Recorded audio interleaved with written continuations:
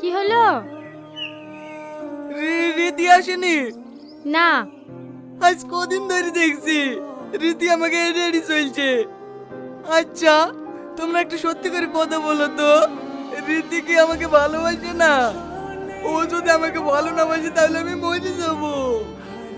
না না, ভালোবাসবে না কেনে? ও তোমাকে খুব ভালোবাসে। তাহলে সেদিন আমি প্রপোজ করনো আর ও ওইভাবে চলে গেল যে? ওইভাবে প্রপোজ করলে তো যাবেই। তাহলে কিভাবে প্রপোজ করতে হবে? গায়ে ব্লেজার পরি, চোখে চশমা দি, হাতে ফুল দিয়ে হীরার মতো প্রপোজ করতে হবে, তবেই না অ্যাকসেপ্ট করবে। ও, ব্লাউজ পরে প্রপোজ করতে হবে? হ্যাঁ।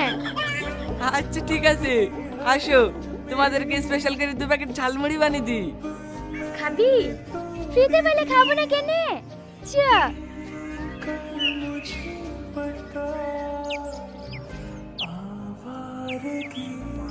ও দোকানদার ভাই, তোমার দোকানে ব্লাউজ আছে?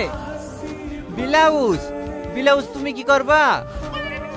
গার্লফ্রেন্ডকে প্রপোজ করতে যাবে তো? বাবা, আজকাল আবার গার্লফ্রেন্ডকে ব্লাউজ গিফট করছে নাকি?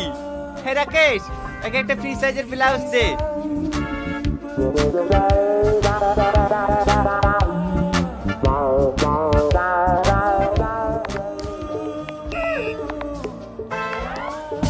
এটা কি? এইটাই তো ব্লাউজ। এটা ব্লাউজ? হ্যাঁ। ঠিক আছে, ক টাকা দেবো? 120 টাকা।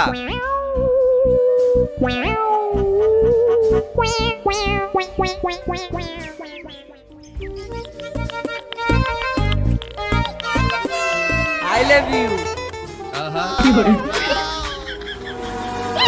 বাচ্চা, তোর মান সম্মান নাই বলে আমার মান সম্মান নাই। জোকারের মতন বসে পড়ে আমাকে প্রপোজ করতে এসছি? এই জানোয়ার, তুই ভাবলি কি করি যে তোর মতন বেকারের সাথে আমি প্রেম করব?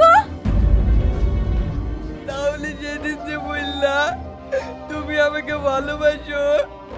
আরে ছোট লোকের বাচ্চা, সেদিন একটু তোর সাথে মজা করে লেগে ভালোবাসার অভিনয় করেছিনু।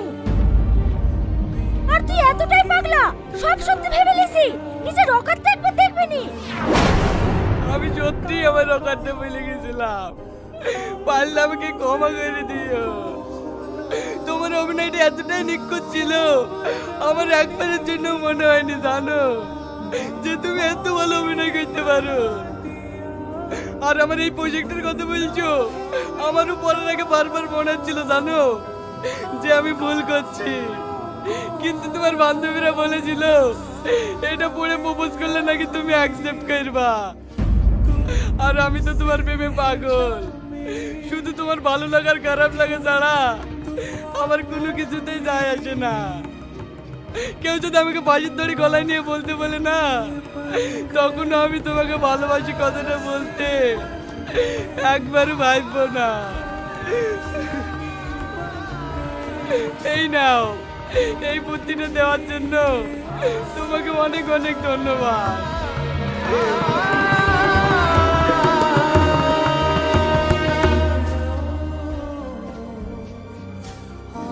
দাদি তুমি ঠিকই বলেছিলা, আমাদের মতন গরিব থেকে কেউ ভালোবাসে না, সবাই ছোট করে। কাঁদিসনি, চুপ কর। আচ্ছা দাদি, তুমি কি বলতে পারো আমরা গরিব হয়ে জন্মে সেখানে? আমরা যদি বড় লোক হতো তাহলে কেউ তোমার নাতিকেও মন করতে পারত না। কাঁদিসনি মধু, আজ তোর 20 বছর পূর্ণ হয়ে গেছে। আজ আর আমার বলতে কোনো বাধা নাই। তুই গরিব মানুষের ছেলে না, তুই ভারতবর্ষের সবচেয়ে বড় বিজনেসম্যান।